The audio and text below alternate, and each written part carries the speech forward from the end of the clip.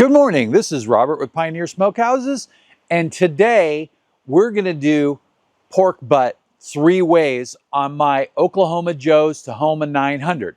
I'm going to do it with the fat side up, the fat side down, and the fat side removed.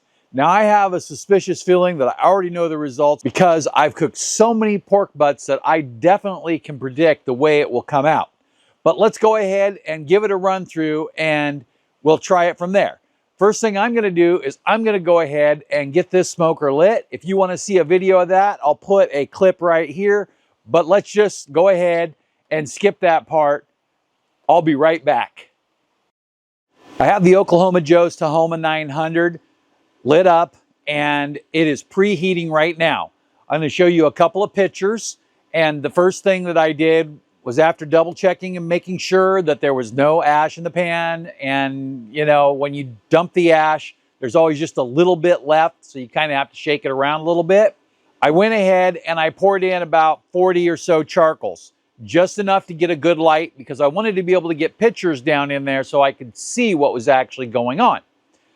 Then what I did was I left both the side bin and the lid open. I put in the 2 lighters and I lit them on all 4 corners and pushed them in immediately. Now, I don't see any reason to leave them sitting out. They seem to catch right up and go. Those lighters are also referred to as haystack lighters, and 2 of them fit on the little tray really easily. Then I went ahead and closed the charcoal loading bin long enough for the motor to go ahead and kick in. That's roughly about 2 minutes, maybe just a little under. It just wants to get a chance for the charcoal to get lit and going. As soon as I could see that was going, then what I did was I opened it up and took a picture inside the bin, and I had to hold the button down because there's a safety button on the back corner so I could get you this little short video, but I wanted to get it closed as soon as possible. Now, right off the bat, it doesn't matter whether the air flows out or whether the air flows through the cooking chamber to get it lit and going.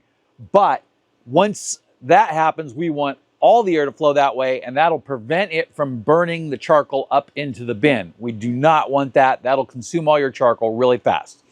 So currently we are at 97 degrees. I have it set for 225. That's where I like to preheat it to. That really is my minimum cooking temperature on this unit. And it is going up there real nice and steady. Now, it is a little cold out here. We have a little bit of smoke coming from the smoker, and of course a little steam coming from me. So let's go ahead and move on to the next step.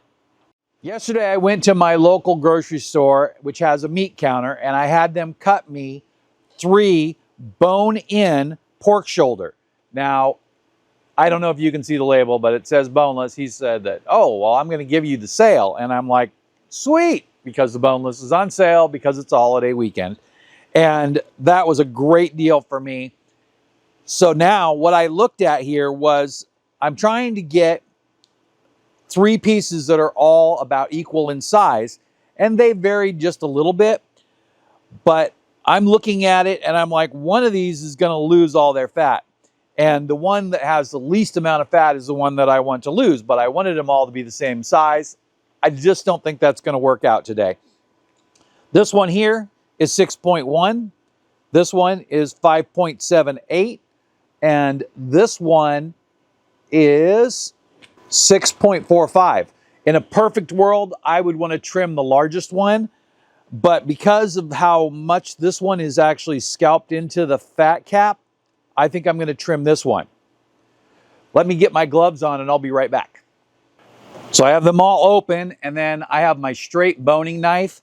For a cut like this, I like to use the straight boning knife, but if it were a cut that was like more curved and there was more shape to the meat that I needed to follow, I would actually use my curved boning knife.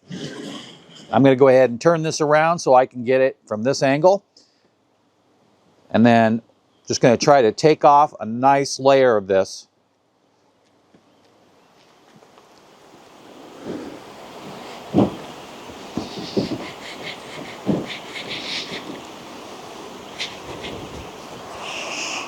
That big piece off like that.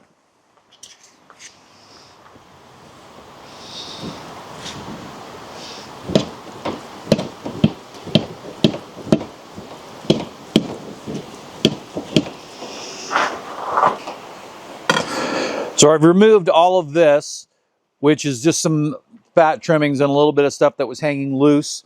And I'm pretty happy with the results here.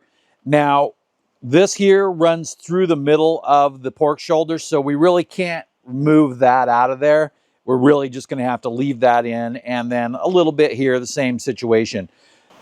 Now, of course, we're not going to throw any of this away. Today, I will probably just fry it up, but you can cube it up and freeze it and save it for when you're doing sausages or any kind of ground meat. It goes really good with anything really lean. And I'll tell you what, when I'm making my own hamburger from scraps, like brisket scraps or whatever, this stuff binds it together really good and gives it an amazing taste. I'm okay with pork in my beef. If you don't want to mix the two meats, that's up to you. Do make sure, though, that you handle it well, keep it cold, and also make sure that you cook it until it's done, because beef's cooking temperature is a little bit lower than pork's cooking temperature. Let's go ahead and move on to the next step. Today, I'm going to use a seasoning. I'm going to try to season all of these really evenly. I found a seasoning in the store that I like. It's not my exact flavoring, but it is a barbecue pulled pork seasoning, and that was at the same store. So I'm going to go ahead and I'm going to mix that with a few other seasonings and come up with something I really like. Remember, when I'm done, I'm going to wash all these containers in warm soapy water. First thing I'm going to do is I'm going to mix it all in this jar, so that way I can shake it up and get a really good mix on it. We're going to put in a cup of this. We won't have much left over in there. Half cup of garlic granules.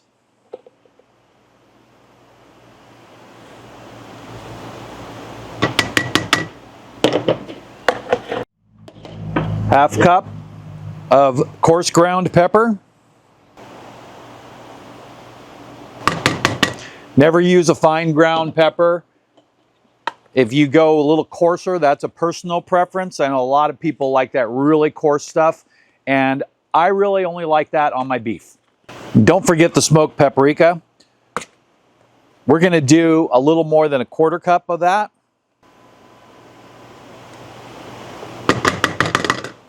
So most of the time, I don't use any sugars in my food. I like to keep everything keto-friendly if possible. But in this recipe, I'm going to use brown sugar. There is a little bit of brown sugar in the seasoning mix. This is dark brown sugar, and I like to only use dark brown sugar when I'm cooking. So, like if I'm making cookies, I follow what the recipe calls for. But when I'm doing this, the dark brown sugar has a little bit of a molasses in it, and that really adds to the flavor. So I'm going to put in about a cup.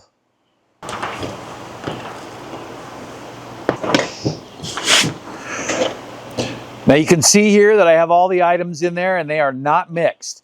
Now, if you have a larger jar or a larger container, it might work a little bit better. And I am going to save some of this for future recipes. But as long as you're willing to take your time, you can go ahead and put it in here and just shake it around. And sooner or later, you'll get it all mixed. I'll be right back. Now we have our 3 pork shoulders laid out here. And I'm going to go ahead and put this spice mix on. Something I want to mention is that some of the brown sugar is a little clumped up, so you just have to deal with that as you go. But if you sift it into your mixture and smash it, you should have no problem.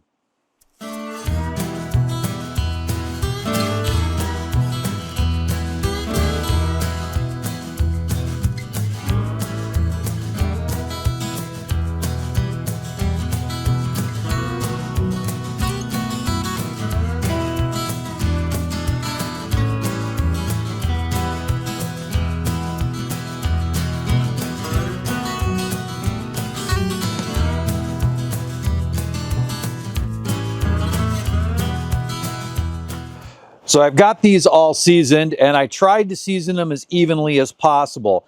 This one without the fat cap actually looks like it has more seasoning on it than the other two, but it really doesn't. It's just because of the darkness of the meat and the lightness of the fat, it appears that way. Now, if you look here, I used about half of the seasoning, and Honestly, every time when I'm done cooking, I'm like, I wish I would have used just a little more seasoning. I wish I would have used just a little more pepper. It still tastes nice and smoky, so I guess I have to get over that at some point. I think when you're doing a smoke, you probably shouldn't be scared to go just a little more seasoning than you think, unless you really just want the pure smoke taste. Next thing I'm going to do is I'm going to go ahead and re-season the upper cooking grate. Now, I've had it out of the smoker and I haven't used it on the last few cooks that I did, and so it kind of gets, dirty outside and stuff like that, and I want it to be well seasoned. I'll go ahead and remove these and I'll be right back. When I'm going to do a full seasoning, I typically will use something like a canola oil or anything that's got a higher temperature. Even avocado oil works out well. Today, I'm going to use the olive oil. I'm not going to be cooking at an extremely high temperature, and plus this is something that I feel good about eating. I don't really eat the regular canola oil anymore. So let's go ahead and open this up. I've already brushed it down lightly just to make sure that it was clean. And after I use a wire brush, I always wipe it down with a shop rag or a paper towel just to make sure that I didn't miss any wires. Now, I am still a brush user. A lot of people have switched to different methods like stones, coil brushes, or the fire-resistant pads that have recently come into play. Now, I'm going to go ahead and spray this on there just like I would on an original season.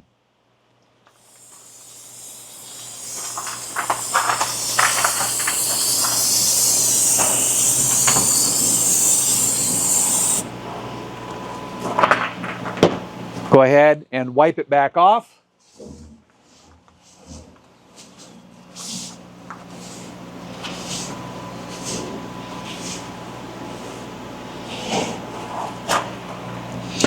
And then for this cook, I'm going to go ahead and use some of my grill mats. And you can see that these are just standard grill mats that I bought on Amazon, and I trimmed them to fit in the Big Chief smoker. Well, it turns out that they also fit really well in this smoker. I'm going to overlap them right about here. This one is actually cut at a circle pattern, so that way it'll fit well in one of the bullet smokers. Now, you can also get the Masterbuilt ones with the edge trimming on it, and those you don't want to cut, but you'll notice that they actually fit really well in here on this shelf. So 2 of these would have worked out just fine. I only have one because I damaged the other one years ago by overheating it. Now I'm going to put a light spray on here. And notice that I'm not going to push these all the way to the back, because when I add the pork butts, they'll push back a little bit. Okay, I'm not wiping that off. I'm just going to let that set in. So we'll be back in about 5 minutes. It's been about 5 minutes now, and I'm sure that oil has tacked up a little bit. We wanted it to get tacky and heated before I added the pork butts. So let's go ahead and open that up. Make sure that these are exactly where we want them, because once we start putting the food on, it'll be hard to move them.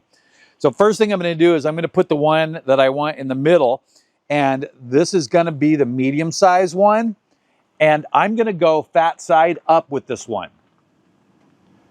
The reason I'm putting that one in the middle first is because I want to hold the grill mats in place, and it's easiest to do that where they overlap. Now this is the other larger one, and this is going to go fat side down, and we are putting it as close to the fire. Now, if you saw my biscuit test, you know that the only spots that's really hot is right in here, and the only spot that's really cool is right in here. So this should all be really even. Then the one without the fat cap, I'm going to set right here. Typically, I will flip these over during the cooking process, but on today's cook, because of the tests that we're doing, I will deliberately not flip them. Now, in about say an hour, I'm going to go ahead and add the temp spike to the middle one. For now, I'm just going to monitor it basically through the control panel and the thermometers that I installed on the back. And I'll pop a picture of one of those thermometers up here so you can see. By putting them in the back, they're going to have much more stable temperature than if I put it right here in the front of the door, even though it would be easy to see. But my thought on that is, why not just add even more thermometers? Because it's not going to hurt to put in 2 more thermometers up in here, and you just get even more information. So if you're interested in that, there is one of my affiliate links below for the thermometers that I used in the back. Also, check out that modification video, and I'll put that link right there. Now, next thing that I need to do is I need to check on the charcoal. So I put in the 40 charcoals to start it, and then I threw in a little bit more after it got going because I wanted to make sure that it didn't run out. Now, I'm going to go ahead and I'm going to grab some more charcoal and some wood chunks. I'll be right back. If you're a regular viewer of the channel, you know that I typically use the original Kingsford. And the reason is consistency. Whenever you do anything, the less variables that you have in your program, the more you'll be able to figure out how you can improve. So if you use the exact same charcoal all the time and you have consistent results with the charcoal, it'll be easy to make little changes and see the results. But if you use a different charcoal every time, how will you know whether it's the charcoal or whether it's a piece of wood that you added or whatever? Also, some charcoals are not as consistent as the Kingsford. Some people like other charcoals better, and by all means, if you like something better, use it. The B&B has worked well for me, and also Weber used to make a charcoal that I just absolutely loved. I have not been able to find that recently, so I'm assuming they discontinued it. Now, what we have here is we have Western Barbecue Products wood chunks, and I'm using mesquite flavor today. I like to use pecan a lot with my pork products, but this will add a nice punch of smoke without having to add a lot of it. Now, my favorite size is about the size of 2 briquettes. So I'm going to dig through the box and see if I can find a few of these and add those in there. What I'll do is I'll throw one on one side, and then I'll put a little bit of charcoal briquettes in there, and then I'll throw one on the opposite side of the hopper, put some more, and then I'll repeat that process about 4 or 5 times so I can get a few blocks of wood in there and fill up the hopper with charcoal at the same time. So I'll be right back. Now we're all set and going, and the next thing I want to point out is this picture that I just took, and this shows you how much charcoal and where the wood positioning is. If you look to the left of the picture, you'll see buried down in there is a piece of wood. If you look to the right, you'll see a piece right on the top. Now, this is only about 10 pounds of charcoal total from the beginning till now, and it's going to need a little bit more charcoal, but I'm going to let it burn just a touch and come back and do it in about maybe 2 hours. And then that way it'll give it a chance to lower that level a little bit, and then I can put in a little bit more charcoal. And I probably won't add any more wood, and the reason is I'll just want that last hour of charcoal just to burn with the smoker empty on a high temperature so it can clean itself out a little bit, which always makes my job a little bit easier. I pull the grill mats out, I give it a light brush, and just let the thing go at full temperature, and it basically cleans itself. Now, I'm going to go ahead and open up the smoker one more time here and show you the inside before we move on. And you can see how nice it looks. If you're not happy with the seasoning coverage, this is a perfect time to sprinkle a little bit of seasoning right on there. I do recommend that you probably want to use a small shaker and not an open mouth jar like what we use today. But that way you can really direct it. And just that edge right there could use just a touch. And I think I'll go ahead and do that after I turn the camera off. So we're going to let this ride for about 2 hours. Then we're going to install the temp spike thermometer in there so that way we can monitor it. Once we do that, then we can adjust the temperature up to match our desired cooking time. We're at 225 now, and pork shoulder can easily handle 275 without having drying or any issues like that. We're going for a finish time of around 2 p.m. and currently it's about 7:30. And we want to make sure that we have a good hour of rest time, and we're looking to be a firm pull. So I don't want it to fall apart, but I also want to be able to pull it out. So I'll slice it and then I'll pull it, and that should be perfect. But you'll get to see me taste it before I do all that stuff. So we'll be back in 1 second for you, 2 hours for me. It has been 2 hours and everything has been going along just fine. I did use the poker to make sure that the charcoal was feeding down in the bin evenly, and there was a couple of little gaps, so it just went right down. I went ahead and I bumped the temperature up 10 degrees to 235, so that way I could hear the fan running, and it sounds good. Everything is moving good. I've checked the thermometers in the back, and this one is about 5 degrees higher than the one on that side, but they're both right in range in the 225 to 235 range. So we are looking really good. I brought out the temp spike, and I'm going to go ahead and get that installed real quick. So once I pull that out, it should go ahead and sync to my device. And I'll just show you this really quick. So you can see that it's showing temperature here, and that's 64 degrees on the internal, and the target of 170 and the ambient of 64 degrees. It's been sitting out here for about an hour.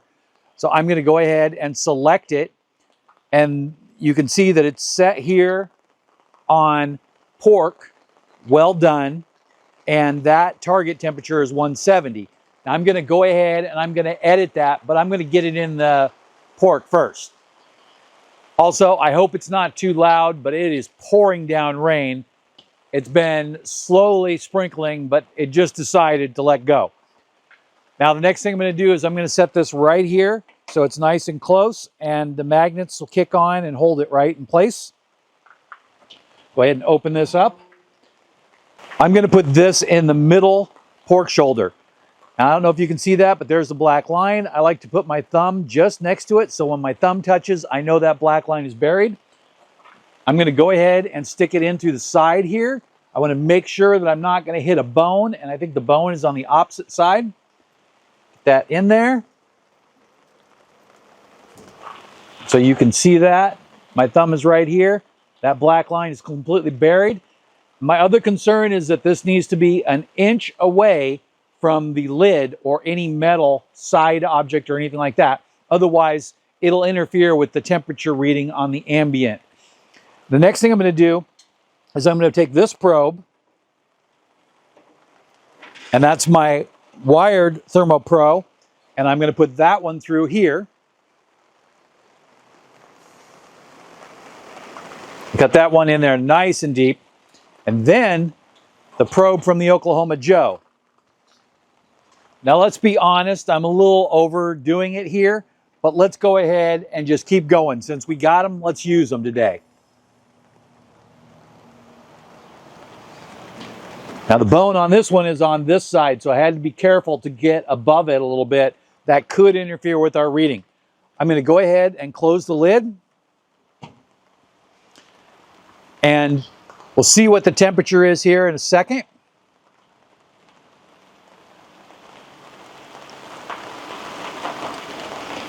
I can hear the fan working. I'm going to check the back thermometers. Yeah, we let out pretty much most of the heat here. So the one on that side is almost back up to 200. And the one on this side is about 175. So it'll take a minute for that temperature to recover. And now I can actually hear the fan running even more. I know over the rain and noise canceling, you probably won't be able to hear it at all. Now, in about 2 more hours, I'm going to need to add a bunch of charcoal to this. It has consumed a little bit, and I'll take a picture. I'll pop that picture here. As soon as I turn the camera off, I'll snap a picture for you so you can see where we're at now. And then I hadn't added any since that first time, but we'll go ahead and top that off a little bit. And again, I don't care if I have extra. Charcoal's cheap, I can burn it up, but I don't want to take any chance of running it out. And also, I want to kind of lay it out a little bit so that way I can see whether or not it has any gaps in it. And I'm trying not to fill it up against this side of the charcoal bin, because then once it sucks it down, I can see if I need to push it forward or not. So that'll be it for this section here. And I'm just going to reprogram that so I know where we're at. I want to target this for about 187 degrees internal temperature. And I want this to calculate that cook time. I will adjust the temperature to get where I want to go. To get to 170, it has come up with an estimate of 3.5 hours, which for 170 is just fine, but that's not where we want to finish. So I'll go ahead and change those settings, set up a profile, and then I'll be able to monitor that. And if I come across anything that I need to share with you, I'll come back. But no matter what that is, it'll only be 1 second for you, no matter how long it is for me. So I'll see you in a second.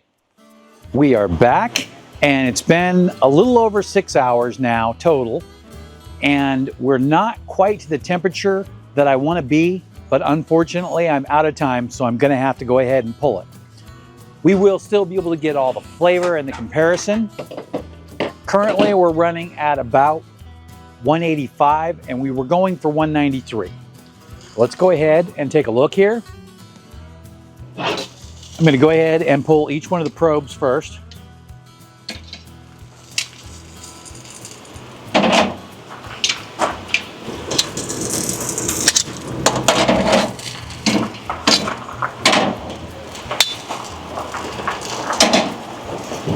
Okay, now I'm going to try to squeeze these out of here and get them all on the plate here.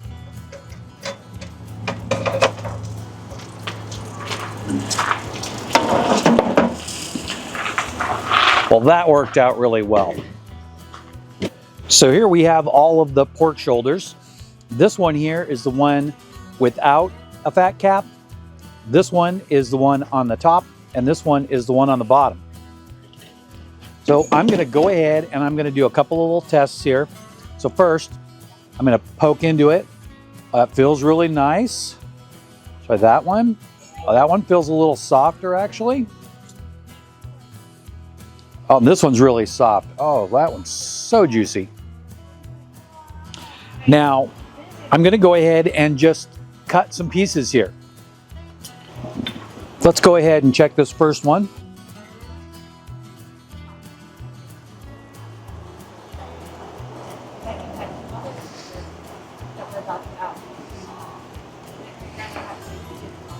Well, I don't know how well you can see that, but that smoke ring looks amazing.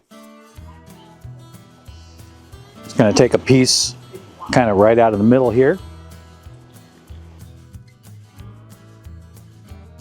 With that. All right, I'll do the same with this one.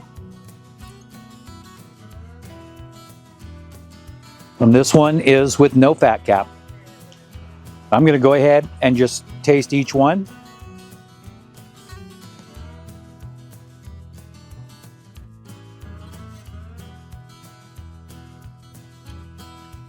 Tastes great.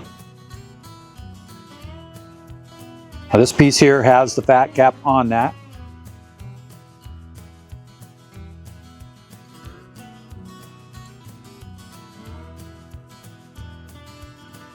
Also tastes great.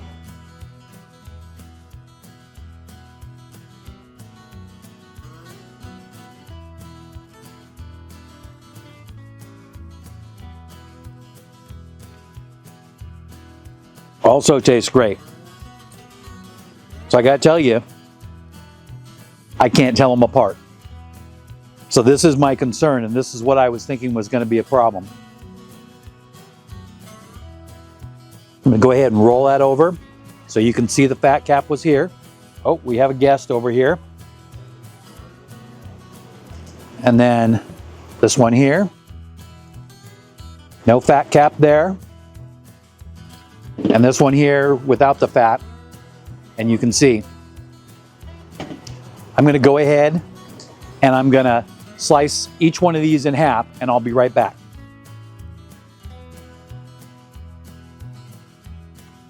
All right, now I've took and cut each one, and I had to cut as close to the bone as possible because, like you know, there is a bone in the shoulder. These two are right here, and this one is right over here. So I'm going to go ahead, and you can see, look how yummy that looks. That one there. And then I'll hold this end up, which would be the same, similar end there. It looks great, and the taste is amazing. I cannot tell the difference. Now, of course, these needed about 7 more degrees to get to pulled consistency, but absolutely nothing wrong with them. And they taste amazing. So there's no difference. Fat side up, fat side down, no fat. I can't taste the difference. What I do like about the no fat is that you don't lose a lot of the seasoning to fatty areas. Now, I eat the fat. If you don't eat the fat, then you definitely want to trim it all off. There is some of my favorite YouTube barbecuers that definitely trim all the fat off of theirs. And that's kind of the direction I like to go with that now. I trim it off. I throw the fat in a pan and make some homemade fried fat strips, and it's really good to eat. So anyway, that answers the question. Doesn't matter, up, down, or no fat. The meat itself all tastes the same, and it is great. I interrupt this pre-recorded video to tell you that my assessment of the 3 pork butts might be a little off. I asked around the party for an opinion on the 3 different pieces, of course, after it rested for 30 minutes. And I was able to get an opinion that did not match mine.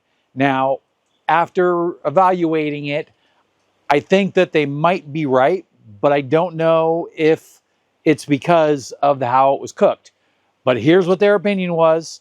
They said that the one without fat was the best one.